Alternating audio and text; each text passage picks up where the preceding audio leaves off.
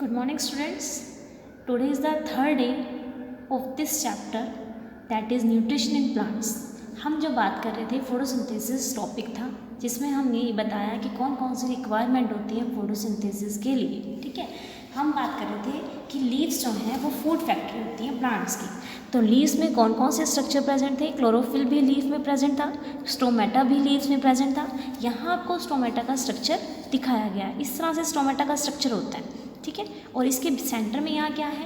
Pores present है, छोटे छोटे, जो ओपन हो जाते हैं दिन के टाइम पे और क्लोज हो जाते हैं नाइट के टाइम पे. ठीक है, इस तरह से जो है खाना प्रिपेयर जो है किसके द्वारा किया जाता है? लीफ के थ्रू खाना प्रिपेयर कर लिया जाता है. ठीक है, अब जो है आगे हम बात करते हैं फोटोसिंथेसिस की प्रोसेस जो होती है किस तरह से होती है. 4 रिक्वायरमेंट्स की बात हुई थी यहाँ पे हमारे पास, जैसे कि वाटर और मिनरल्स लिया, और क्लोरोफिल प्रेजेंट था, सनलाइट थी और कार्बन डाइऑक्साइड. ये 4 रिक्वायरमेंट्स को कंप्लीट करके जो लीव्स हैं उन्होंने क्या बना दिया? हमारे पास खाना प्रिपेयर कर दिया, और उस खाने को हमने यहाँ पे किस फॉर्म में प्रिपेयर किया है? That is glucose. ग्लूकोज की फॉर्म में खाना प्रिपेयर कर दिया है. ठीक है, अब जो ग्लूकोज यहाँ प्रिपेयर हुआ है वो हर पार्ट को पहुँचा दिया जाएगा प्लांट के, और किसके थ्रू पहुँचाया जाएगा? दैट इज़ फ्लोएम वेसल्स के थ्रू. ठीक है, ताकि हर पार्ट उसका यूटिलाइज कर सके. अब अगर ग्लूकोज जो है एक्सेस में बन चुका है, ज़्यादा अमाउंट में ग्लूकोज प्रिपेयर हो गया है, तो वो क्या होगा? उसको कन्वर्ट कर दिया जाएगा. वो ग्लूकोज कन्वर्ट हो जाएगा अपने आप से ही ग्लूकोज को किसमें? Starch and glycogen. स्टार्च और ग्लाइकोजन के फॉर्म में वो स्टोर हो जाएगा. इसीलिए आपको पता होगा जो लीफ है वो स्टार्च टेस्ट परफॉर्म करते हैं. अगर लीफ का स्टार्च की लीफ के अंदर खाना प्रेजेंट है या नहीं है, तो हम उसका टेस्ट करते हैं उस पर आयोडीन सॉल्यूशन डाल के. अगर आयोडीन सॉल्यूशन डालने के बाद अगर वो ब्लू ब्लैक हो गया, दैट मीन्स उसके अंदर स्टार्च प्रेजेंट है, मतलब उसमें खाना अभी प्रेजेंट है. ठीक है, उसके अलावा कार्बन डाइऑक्साइड जो ली थी उसने, उसका चेंज करके उसको क्या बना दिया? उसने ऑक्सीजन की फॉर्म में उसको चेंज कर दिया. तो जो ऑक्सीजन बनी है वो कहाँ जाएगी? वो जो है स्टोमेटा के ही थ्रू, जहाँ से कार्बन डाइऑक्साइड अंदर ले गई थी ना, वहीं से कार्बन डाइऑक्साइड जहाँ से अंदर ले गई थी वहीं से ऑक्सीजन को स्टोमेटा के थ्रू ही बाहर बॉडी से रिमूव कर दिया जाएगा. वो बाहर एटमॉस्फेयर में चली जाएगी. ठीक है, और अगर आपको पता हो दिन के टाइम पे क्या होता है, कार्बन डाइऑक्साइड जो रिलीज़ होती है वो फोटोसिंथेसिस में कंज्यूम हो जाती है. ठीक है, तो हम कह सकते हैं कि दिन के टाइम प्लांट्स को कार्बन डाइऑक्साइड रिलीज़ नहीं करते एटमॉस्फेयर में. ठीक है, उस टाइम वो यूटिलाइज करते हैं, maximum amount of carbon dioxide का वो यूज़ करते हैं. ठीक है, अब बात करते हैं सिंथेसिस ऑफ प्रोटीन्स की. ठीक है, जो सिंपल कार्बोहाइड्रेट्स हैं वो भी ग्लूकोज अगर जहाँ पे उसने प्रिपेयर किया, इसी तरह से प्लांट्स प्रोटीन्स भी सिंथेसाइज करते हैं. प्रोटीन्स में जैसे कि कौन?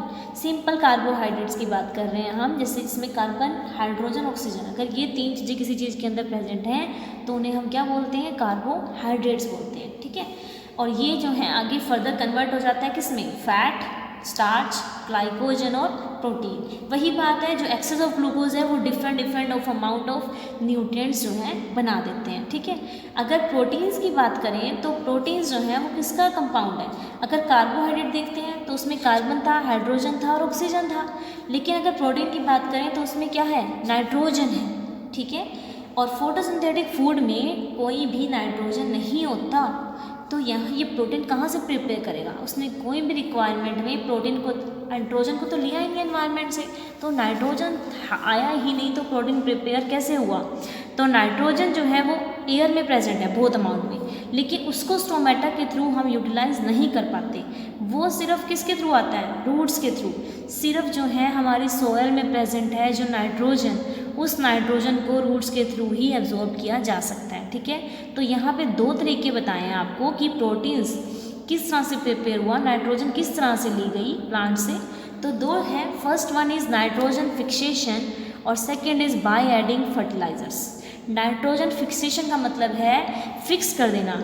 जो एटमॉस्फेयर में नाइट्रोजन है, 78% नाइट्रोजन प्रेजेंट है, तो उसको नीचे सोयल में कौन लेके आया? तो कुछ हमारे पास ऐसे बैक्टीरिया होते हैं, वो बैक्टीरिया फिक्स कर पाते हैं एटमॉस्फेयर से नाइट्रोजन गैस को लेके सोयल के अंदर.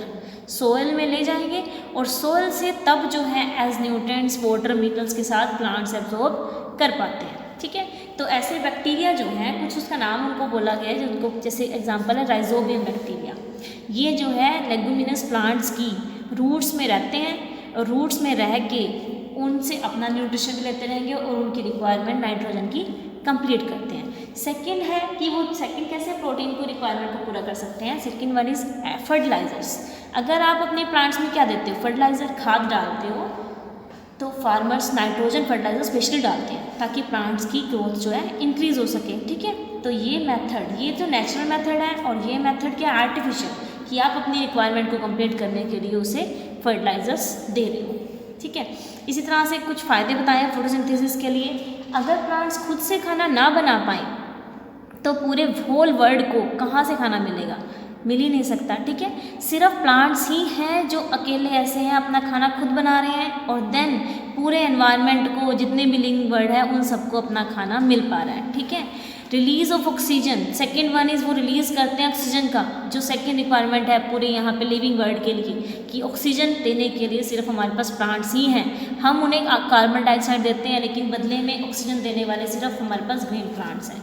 तो ये दोनों ही ऐसे रिक्वायरमेंट्स हैं जो सिर्फ प्लांट्स ही कंप्लीट कर पा रहे हैं। तो यहाँ से हम ये कह सकते हैं कि प्लांट्स ही कौन है जो हमें लाइफ देने वाले हैं, वो सिर्फ प्लांट्स हैं।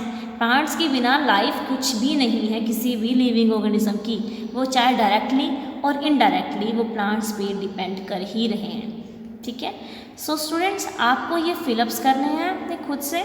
ठीक है, अपनी आपकी एक्टिविटी है ये। तो नेक्स्ट टॉपिक हम नेक्स्ट क्लास में डिस्कस करेंगे। होप सो स्टूडेंट्स आपको ये समझ आया होगा। तब तक के लिए have a nice day, bye bye.